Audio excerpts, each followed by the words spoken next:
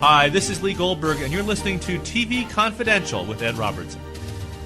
Ed Robertson, welcoming you back to TV Confidential, radio talk show about television that will play part 2 of a conversation that began a few weeks ago with film and TV actor James DuMont. James's most recent TV credit was an episode of CBS's Hawaii Five-0 that aired last week. You have also seen him in such films and TV shows as The Butler, Dallas Buyers Club, Treme, Stranger Things 2, Trumbo, Jurassic World, Patriots Day, Law & Order, True Crime, The Menendez Murders, and the Hank Williams biopic, I Saw the Light. James DuMont also has a direct line to the history of television. His great-uncle, Alan DuMont, was the man who created the cathode ray tube, the picture tube that made watching TV possible on television sets, but ushered in the whole industry of television itself, including the short-lived DuMont television network, which gave the TV industry such stars as Jackie Gleason. James DuMont can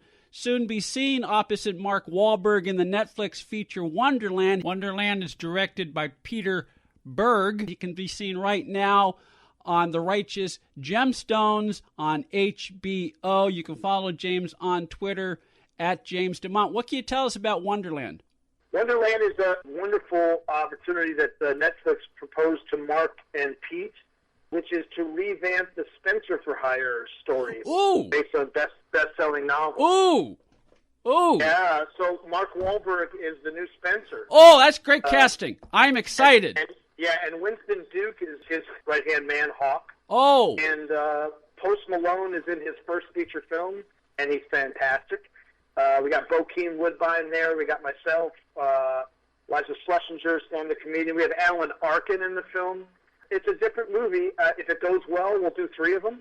But the idea is it's based on these Robert Parker's Spenser for Hire novels, man. And Wonderland was a dog park that was in Massachusetts, that very controversial, and so that's where the story kind of starts. Netflix like it, there's 2 more in the works because, shooting in Boston, in Mark's hometown with his family and everything there, and Mark and Pete kind of working together, periodically between other projects. That's where this kind of whole kind of opportunity came about.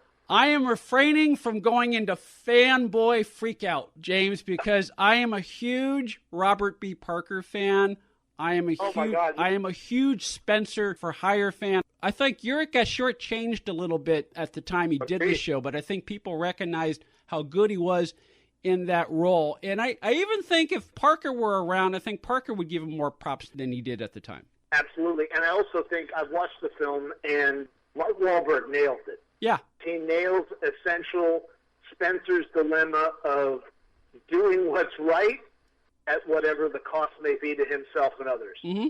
And, man, that's the essence of Spenser, is that, it's against his better judgment, justice has to prevail. He has a moral code and a compass of which, even risking his own life and others in order to do what's right. And I just feel like that's such an interesting and timely kind of scenario, is that, we need more people to kind of stand up for justice at crucial moments and be a voice and speak up for people that don't have a voice and can't be spoken for. And so, in essence, that is, anybody who's ever read Robert Parker books and Ace Atkins, who's done an amazing job to kind of keep those stories alive and relevant. And I got the chance to meet with Ace on set and talk to him about some other books he's written. Yeah, man, that's exciting stuff. So I think that there's some legs here. There's something really good here. And Netflix is smart enough and wise enough to go, wow, putting Mark and Pete together is a good combination. And this story and Boston as the backdrop, the win-win all the way through. James DuMont is on the line with us. James can soon be seen in Wonderland, the Netflix adaptation of Robert B. Parker's Spenser novel that stars Mark Wahlberg as Spenser and is directed by Peter Berg. James' website, jamesdumont.com. You can follow James on Twitter and on Instagram. On 2 occasions, I spent a week in Boston. To me, Boston is like Berkeley West in that not only is it a college town, but it's a city, but it's small enough that you can literally walk from one end of the city to the other in the course of an afternoon. And it's very real. It's a great character whenever it's used in a movie or in a television project as it is in Wonderland. Yeah, agreed. Because, you know, I went to school in Boston, so it was nice for me to kind of come back there full circle. I spent time there even outside of college, but Boston's just this big little city. Yeah. And New Orleans is very similar, too. You can literally get from one side of New Orleans to the next in 20 minutes. And same thing for Boston. If you can drive from tip to tip from one side to the next. I mean, maybe not in 20 minutes because of traffic, but in New Orleans, same thing. It's these big little cities. It's small acreage-wise, but it's booming in terms of the amount of people that are there. But yeah, I love Boston. And we were there during the fall and winter, so, you know, we got a little taste of that, like, you know, the hardcore, wicked Boston cold there. Yes, the right time to go in like late September, October. Yeah, that's the perfect time of year to go.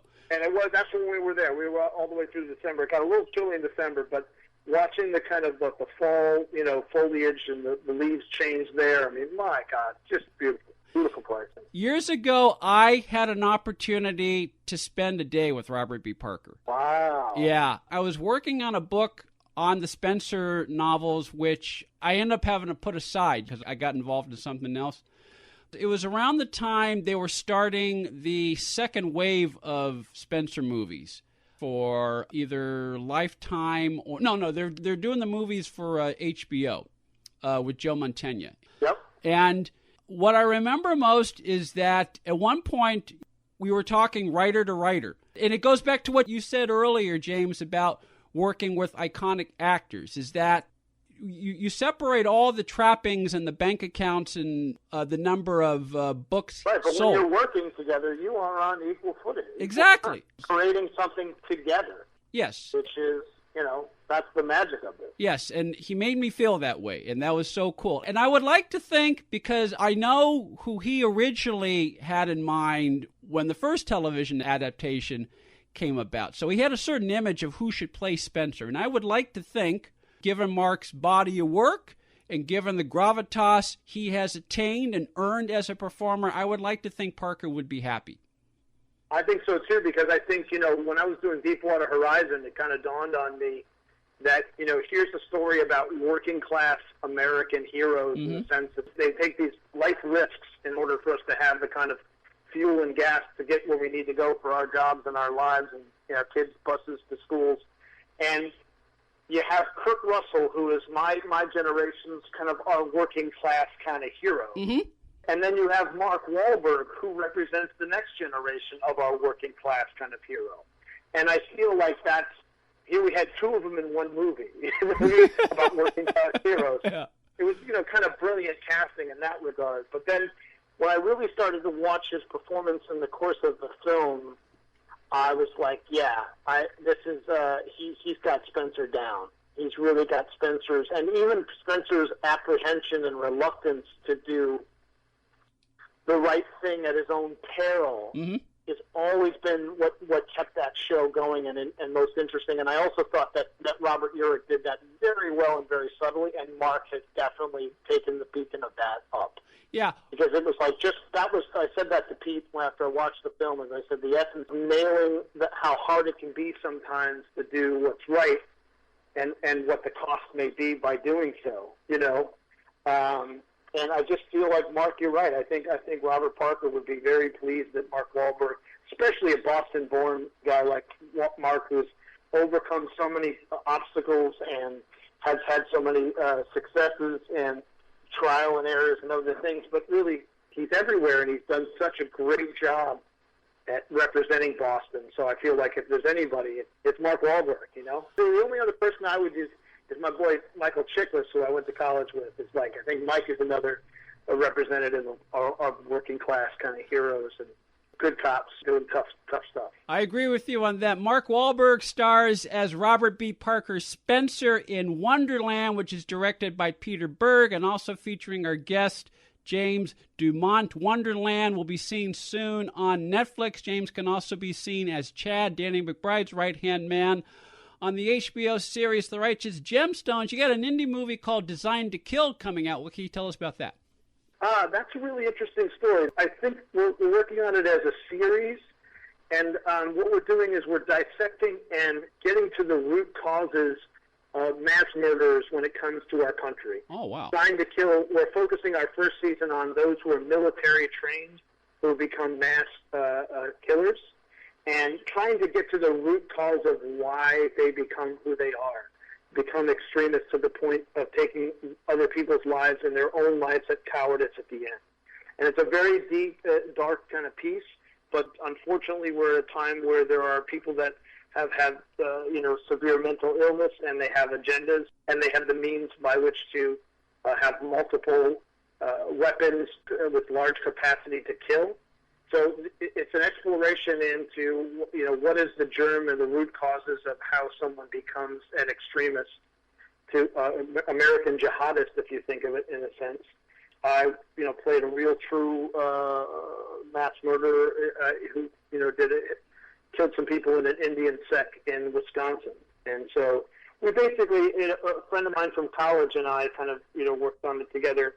And he kind of came up with the whole concept and idea and saw, ironically, I put a picture up of a movie I've done, 5 years ago that has still yet to come out. But he saw me in a different light and said, man, you might be really great for this real guy. And, I think you're perfect for the character. And then he sent me the script, and I loved it. And we shot it in Baltimore, which is where he's originally from. So a filmmaker named Steve Gillen. It's just really well done and disturbing, but there are moments of getting better understanding on how to kind of identify perhaps where the seeds and the root causes of these extremists become. And the whole point of it is not to idolize them or give them any kind of platform, but more to look at how can we find these folks before they get hold of maximum capacity weapons.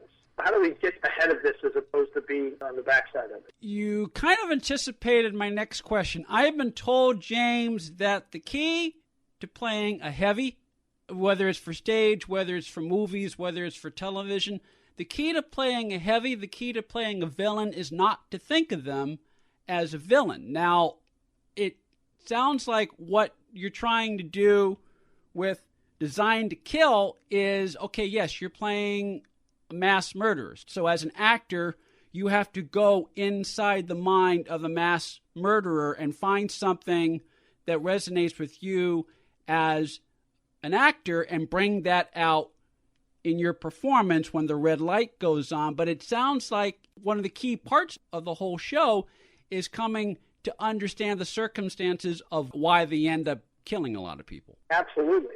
And right, you have to humanize what is a inhumane act or final act. And it's very interesting that if you look at, I've been watching, I'm a fan of the show Mindhunter, and I auditioned so many different times and just like, oh man, one of these days I'm going to get on this show, I'm going to start studying John Gacy just so I can be ready for, if that comes up. Yeah. But it's like getting in the minds, I think this is probably one of the most interesting parts of being an actor-artist is that I go back on the old Shakespeare phrase, to hold as 'twere a mirror to nature. That my job is not necessarily to be famous or make millions of dollars or to be remembered for one or many things, but rather than to inhabit human beings and bring those human beings' stories to light, whether they be the most darkest of stories or the most enlightening. So it's like, my mission statement is pretty clear, is to unearth human beings and their behavior and words and life and existence in the most honest and human way possible, in all its beauty and all its ugliness and kind of everything in between. Rather than just trying to be famous and make tons of money and jockey and position to move up in the entertainment industry, whatever that may be. Each and every opportunity that's kind of put in front of me, I try as best I can to bring to light or voice, or because I'm kind of an everyman. I kind of represent lots of unrepresented people, voices, jobs, individuals that I bring to life. That's really my job.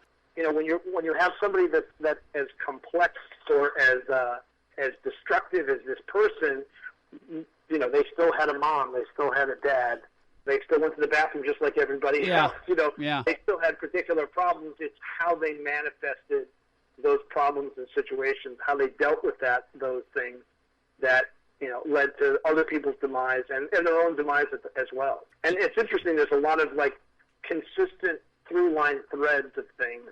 Like I'm watching the show Mindhunter, and it's like that's how that show got started. They start to look at the behavioral patterns and the life of certain serial mass killers, and started, there's this thread of, physical or sexual abuse, abandonment, and alcoholism or drugs or bullying, being bullied and belittled. I think my friend Steve is really onto something, and the whole purpose is to really kind of like we have to get ahead of this. That's the point. It's the greatest part of being an actor is, who do I get a chance to be? Do you have a drop date or release date for Designed to Kill yet, or is that too soon? We don't. I think we're in the process of pitching the show. He took it to NatP. There were some people that were kind of interesting. He doesn't like to shy away from the violence part of things. I think some networks want to shy away from it and make it more like an ID kind of like, documentary style and stay away from the violence of it. And I think that's a mistake because it nowhere near has the kind of impact when you see and hear and go through some of the stuff that's reenacted, so you kind of see exactly the devastation of it.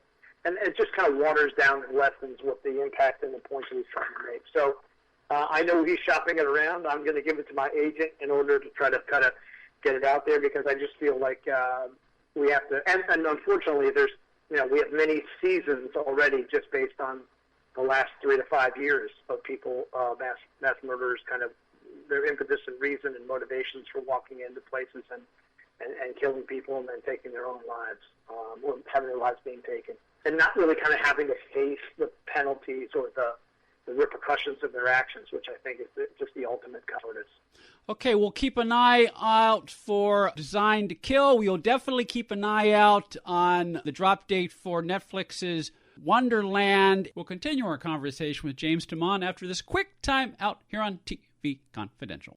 Attention sports fans, now you can watch every football game you want all season long without leaving your home with Dish for about $50 a month. Compared to your cable bill, you can save almost $600 a year. Call right now and sign up for Dish and watch every football game you want. With Dish, there are no boxes to pay, plus get free installation as soon as tomorrow if you call now. And with Dish Anywhere, you can watch your favorite sports and channels on your smartphone, tablet, or laptop. Be one of the first 100 orders right now and get a free voice remote. Don't miss a single football game all year long and save a ton of money. Get a free voice remote and free installation as soon as tomorrow. But you gotta call All American Dish right now. 800-296-1251. 800-296-1251. 800-296-1251. That's 800-296-1251. Hi, this is Rhonda Shear, and you're staying up all night or day with TV Confidential. Buying or selling a home can be one of the most stressful things we'll ever do in life, but it doesn't have to be. And no one knows better than our friends at Front Porch Realty Group. They're a community of realtors serving the Northern Bay Area of California that cares about their clients as individuals first and foremost. Whether you're a first-time buyer or looking to lease or sell your property in the Bay Area, Front Porch Realty Group will help you through this important transition by providing you with the right information for your situation while lessening the pain. They also work with a network of realtors throughout California who provide the same high caliber of customer service. Call Front Porch Realty Group at 415-886-7411 for a realtor referral near you. You can also visit their website, frontporchrealtygroup.com, for more information on the services they provide, including upcoming workshops and seminars. For more information, call 415-886-7411 or visit frontporchrealtygroup.com. Front Porch Realty Group. They'll find the solution that works best for you. Uber is the mobile app that connects you with a driver for immediate transportation. Request a ride at the tap of a button and you have a driver curbside in minutes. You can choose to be driven in a black car, SUV, or you can choose UberX, the low-cost Uber, for a ride in a hybrid or mid-range car. Payment is seamless and cashless, billed to your card on file with no need to tip. Enter the promo code TV Confidential after you download the app to receive a free first ride up to $20. For more information, go to get.uber.com. patreon.com/go/TV Confidential. Hi, this is Ed Asner, and you're listening to TV Confidential.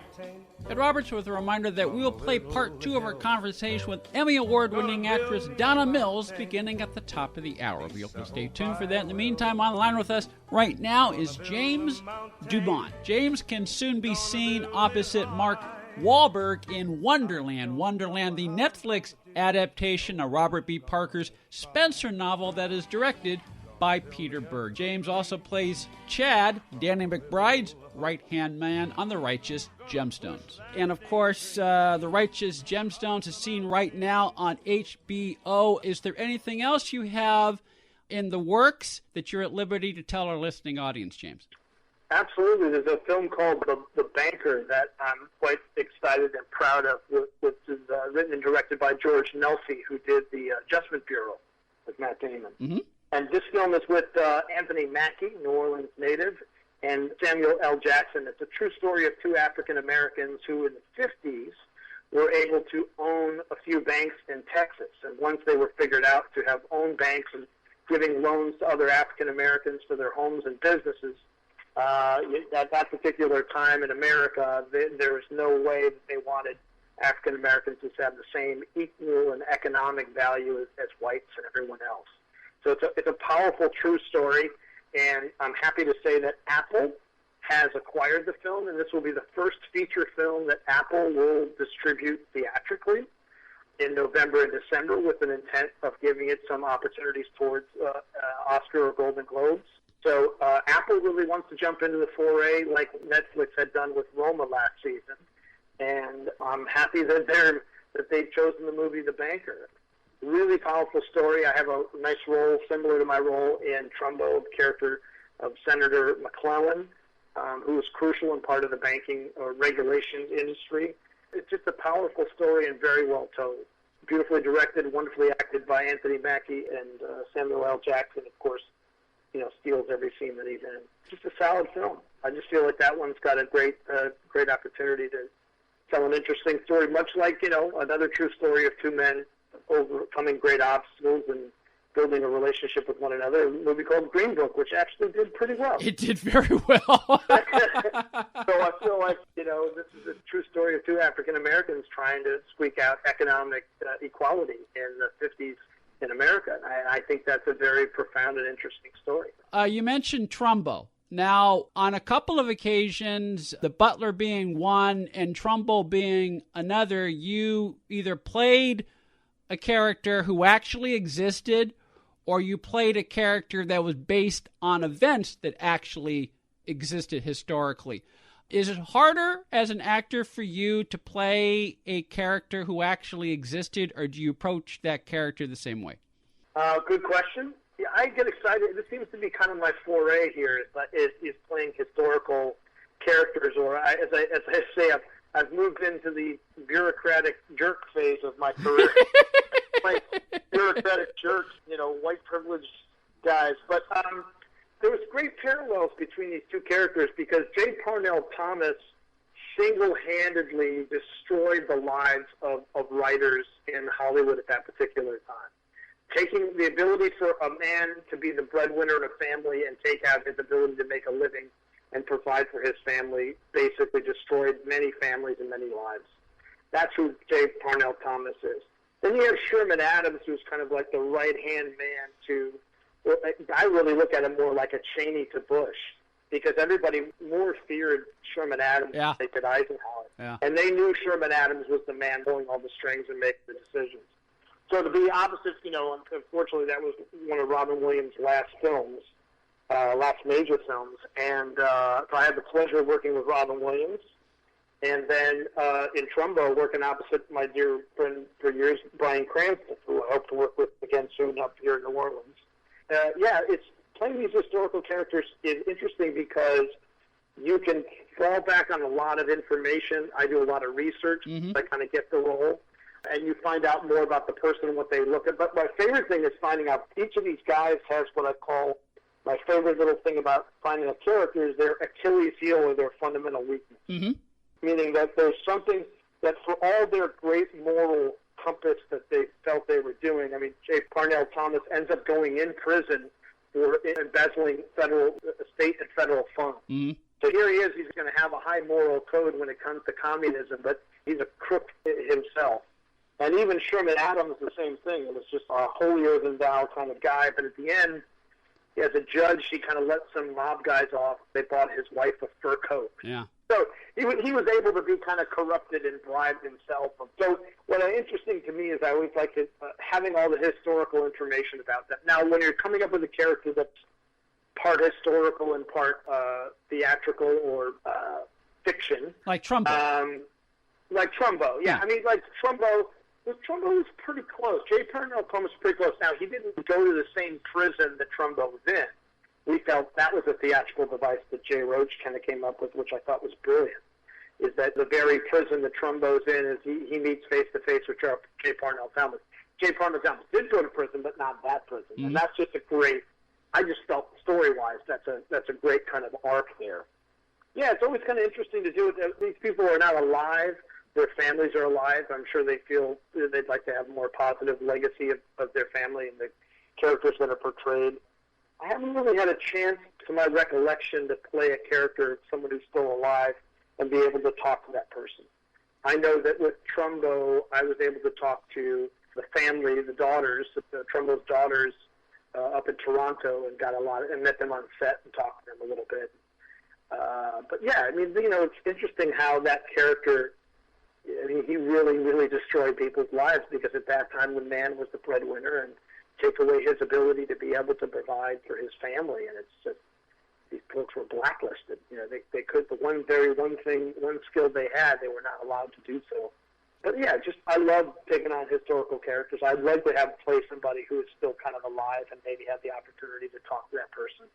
Similar question, and this goes to Wonderland. When you're performing a script that is an adaptation of either a novel or, in the case of Spenser, the whole body of literature that is the Spenser novel series, do you think in terms of the whole, or do you just focus on, okay, this is what we need to do, this is the story we need to tell for this particular adaptation?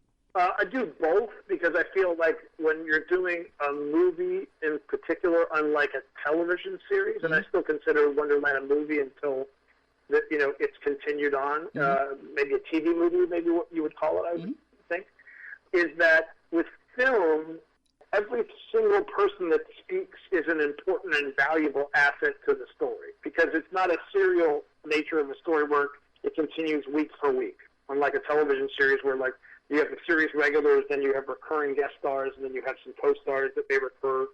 So the idea is that the story would kind of continue on. But for me, it's like for example, my character in Wonderland is not from the Robert Parker book. Mm-hmm. My character is created fresh and new. Mm-hmm. Now, I need to understand exactly what the whole story of Spenser is and how he came about, what my background and history and relationship to him is in the context of the story. And I also have to understand and have a good hold on what my contribution is. What am I doing in the course of the story that moves his character forward and prompts him to do X, Y, Z things. As an actor, all scenes have a 3-act structure of a beginning, middle, and end. Mm-hmm. So it's important for me to have, as an actor, to understand the full 3-act structure. But as a character, sometimes I may be right in the middle of it. My character only knows what my character knows when I find it or discover it and see it in the course of the story. So I focus on what those ahas or discoveries are. But as an actor, I have a big hold on what is my purpose, how am I moving this story forward, right? What contribution to the greater part of the bigger story. Sometimes I've actually done projects where I've not read other scenes specific. I've not read the whole thing because my contribution is so incredibly specific that it's best that I don't know about the whole picture. But that's very rare. Most of the time, I get I read the whole thing and get it. But there's been times where I've gone into projects where I've not read the whole script. I just focus on what my contribution is. Or in some cases, if you're in certain high-profile series, you're only given your pages or that script because the showrunners are very protective, as they should be. I had that with Treme. With David Simon would never allow me to see any other scenes other than the scenes that I'm in. Yeah. I never saw a full script of an episode of Treme ever. Yeah. Because his philosophy was that sometimes actors like to show off that they, look how good I am at lying, or like. So when I was doing scenes with Melissa Leo, opposite Melissa Leo and Treme, I had no idea whether my character was lying or telling the truth, whether I was part of a bigger controversy story thing. I didn't know. So you had to play it for face value right in front of you, and I think David Simon prefers that rather than the actor know too much, or the actor's knowledge ekes out so much into the character that the character knows more than he would like for them to know at that time. I don't think I asked you this. Is there a drop date for Wonderland that you know of? There was talk about perhaps doing a small theatrical of it. I know that Netflix is focused on The Irishman really in the fall as an Oscar contender, so I think that they kind of shifted that focus and maybe moved us to the first of the year, because I know Mark said something about first of 2020 coming out, but that could change. I still think they were shooting for some sort of small theatrical release and then putting it up on Netflix. So it could be as early as October, November. Could be the first of the year. I think it's a matter of just staying tight on the, IMDb will probably have an indication of when they want to air it. But I think they were talking about doing a small theatrical in a few cities. Well, whether it's October or January, I cannot wait to see Wonderland, James. But in the meantime, you can see James in The Righteous Gemstones on HBO. You can follow James, his website, jamesdumont.com, Twitter. I'm on Instagram as well, Instagram is James DuMont. And then on Twitter, I'm actually James K. DuMont on Twitter. Okay, James K. DuMont on Twitter. James, I've really enjoyed our conversation. I hope you'll join us again one of these days on TV Confidential.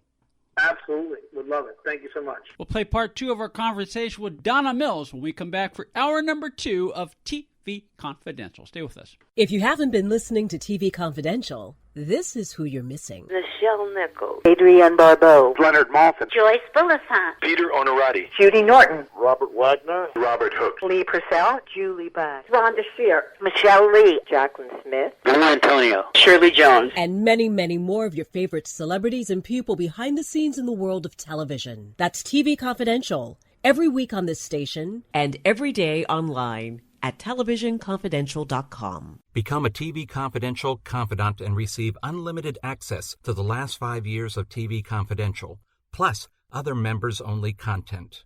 To find out more, go to televisionconfidential.com and click Become a Confidant. Enter the coupon code CONFIDENTIAL when you sign up, and you'll receive $5 off your first month's membership.